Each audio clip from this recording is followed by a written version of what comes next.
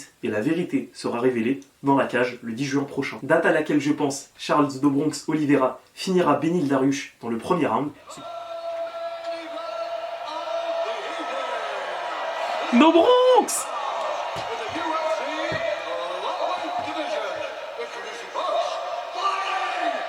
Ouh. Très confiant Oliveira, très confiant. Je le sens bien, je le sens très bien. Il est 6h04, le combat vient juste de finir. C'est un truc de dingue. Qu'est-ce que je vous avais dit? Dariush, il a pas de striking. Il a pas de striking. Il se fait presser, il est mort. Et on n'informe tout juste qu'après la défaite face à Sean Strickland, après la défaite contre John Jones, après la suspension de Damien Lapillus, c'est une énième déconvenue subie par le clan du MMA Factory. Salam alaikum les gars, c'est Hous. Et aujourd'hui, on se retrouve dans cette première partie de vidéo pour débriefer le combat qui vient d'avoir lieu entre Nassourdine Imavov et Chris Curtis. Bon, plus sérieusement, malgré cette pique anti-Fernand Lopez en début de vidéo, je vais me charger d'être honnête afin d'analyser le plus objectivement la performance d'Imavov qui m'a agréablement surpris. Alors la principale remarque quant à sa performance, c'est qu'à la différence de celle qu'il avait délivrée face à Strickland, cette fois-ci, Imavov a su utiliser au mieux ses qualités, à savoir son agilité, sa rapidité, sa vitesse de bras et tout ce qui s'ensuit. Contre Strickland, le principal problème, c'est qu'il avait beaucoup voulu aller à la bagarre alors qu'il n'a pas un bon jeu en combinaison et que ses coups ne font pas mal. Aujourd'hui, face à Curtis, il a très bien compris qu'il fallait privilégier les in and out et c'est ce qu'il a fait. Il est resté à distance en début de combat, puis a tenté de casser la distance grâce à des kicks et des oblique kicks. Et ensuite, il a réussi à être le premier à imposer et à faire rentrer son bras arrière, ce qui était primordial dans ce duel entre droitier et gaucher. Il a très bien entamé le combat en boxe et il s'est même montré très malin en mixant intelligemment phase de striking et clinch contre la cage pour fatiguer Curtis, tout en se payant le luxe d'amener 2 fois ce dernier au sol alors qu'il n'avait jamais subi de takedown à l'UFC. Et tout ça au global traduit un regain net de confiance et une preuve qu'il a su rebondir mentalement et s'adapter techniquement depuis sa défaite face à Strickland. Et il gagnait clairement le combat car de son côté, Curtis, déjà désavantagé techniquement et physiquement, n'a pas réussi à trouver son timing debout et la solution au sol. Ce qui explique pourquoi, à mon avis, il était bien heureux que le combat s'arrête, car malgré le fait que la blessure était accidentelle, elle était quand même sérieuse et aurait pu s'aggraver au fur et à mesure, et c'était qu'une question de temps avant que l'arbitre ou le médecin stoppe le combat. Du coup, c'est bien payé pour Curtis qui mangeait une drill et bien dommage pour Imavov qui lui maîtrisait le combat de bout en bout. Pour ma part, jusqu'à présent, j'avais énormément de doutes et d'interrogations sur Imavov. Je ne réussissais pas à voir en lui tout ce que le MMA Factory, la sueur et consorts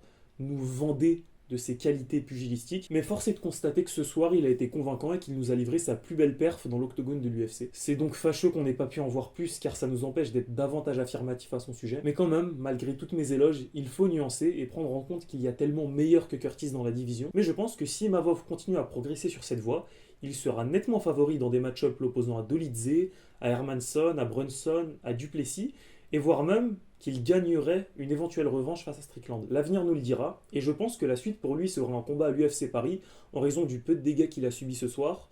Espérons alors qu'en terre française et à domicile, il livre une performance de l'envergure de celle qu'il a livrée aujourd'hui. C'est alors tout ce que j'avais à dire concernant la perf d'Imavov, et on se retrouve dans une milliseconde pour celle concernant Oliveira.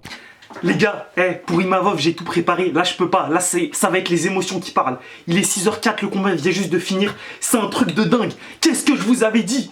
Dariush, il a pas de striking. Il a pas de striking. Il se fait presser, il est mort. Il est mort. C'est fini. Un lion ne meurt jamais. Charles Oliveira, les frères. C'est un truc de ouf. C'est un truc de ouf. Là, ce combat, il y a énormément de détails techniques il y a énormément de points techniques sur lesquels revenir. Mais non, faut juste apprécier. Faut juste apprécier. Il est en train de se faire lever la main par l'arbitre. Mais c'est fou, c'est exceptionnel. C'est exceptionnel. Résumé vite fait du combat. Un peu con au début, Oliveira, mais ça va. Qu'est-ce qu'il fait? Il presse. Bien joué, c'est ce qu'il fallait faire. Il a pressé tranquillement, Il s'est fait surprendre par un timing kick arrière de Dariush. Une fois encore, je l'avais dit, timing, striking limité pour Dariush, mais le striking limité pour Dariush, mais le timing les sublime. Très beau kick. Il a pressé. J'ai pas compris pourquoi il a tiré la garde, mais il a été plus intelligent que ce que j'avais pensé. Il a tiré la garde, il a essayé de l'amener au sol, il a travaillé, confiant sur son dos. Il a vu qu'il réussissait pas, il a vu que Benil Dariush avait quand même la top position et la lâchait pas. D'ailleurs, ground and pound dégueulasse le ground and pound de Dariush. Il s'est relevé dès qu'il a vu l'opportunité, il a pressé, il a envoyé le kick, il a envoyé le crochet bras avant. Comme je vous l'avais dit, il a tous les coups. Son striking se caractérise d'ailleurs par un muay thai incisif et une variété de coups ahurissants. Crochet court, cross, genou ou middle kick, le Brésilien peut se targuer de maîtriser la quasi-totalité des coups en pied-point. Si l'on combine à ça son volume, son timing et sa puissance de frappe, nous nous retrouvons avec un des strikers les plus complets, agressifs et létals du circuit. Au premier abord, contre un Dariush n'ayant que son overhand gauche et son kick arrière dans son arsenal, il ne devrait pas y avoir faute. Il a tous les coups et il a le timing. Et ça fait quoi? Le poteau, Dariush il est au sol, il descend, il finit, that's it, that's all. Exceptionnel. Les frères, vous connaissez mon sérieux pour toutes les previews, pour toutes les vidéos, là je peux pas. Là c'est du spontané, là il y a... Vraiment, je fais pas d'acting particulier, je suis vraiment content. Je suis pas sous le choc, parce que moi c'est ce que je pensais.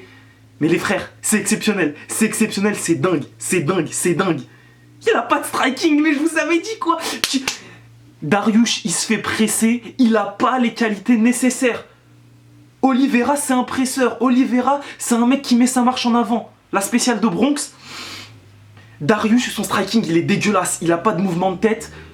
Il allait pas, je vous avais dit, même s'il a un beau contre, il a un beau timing, il allait pas pouvoir subir la pression. Si le combat reste debout, Dobronx aura nettement l'avantage en raison de son agressivité, sa créativité et de son rythme étouffant. Il allait pas pouvoir subir la pression. C'est tout, c'est tout, c'est tout.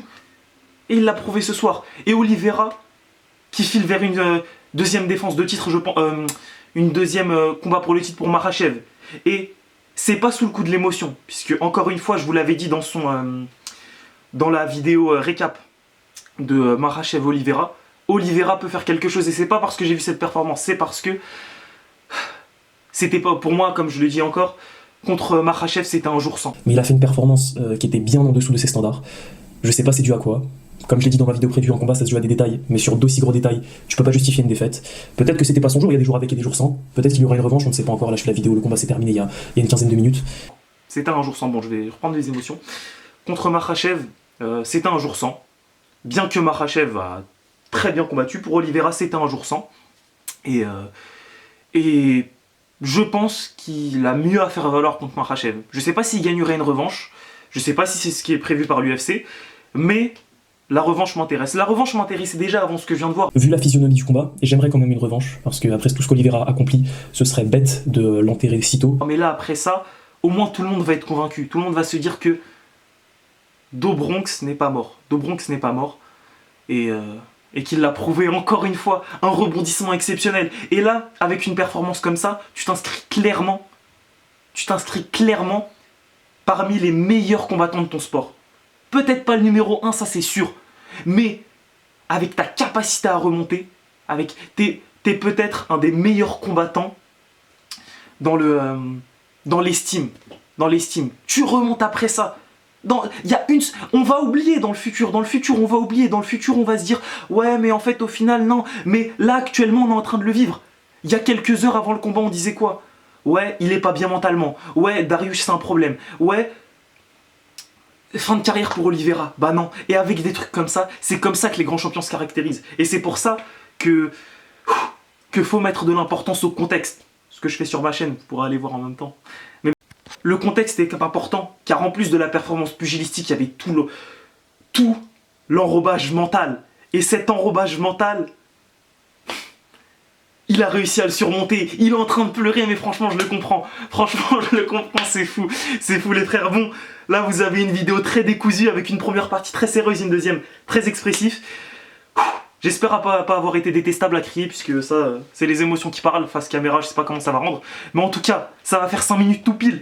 Et bah, je vais vous laisser. Profitez bien, passez une bonne journée, et à la prochaine!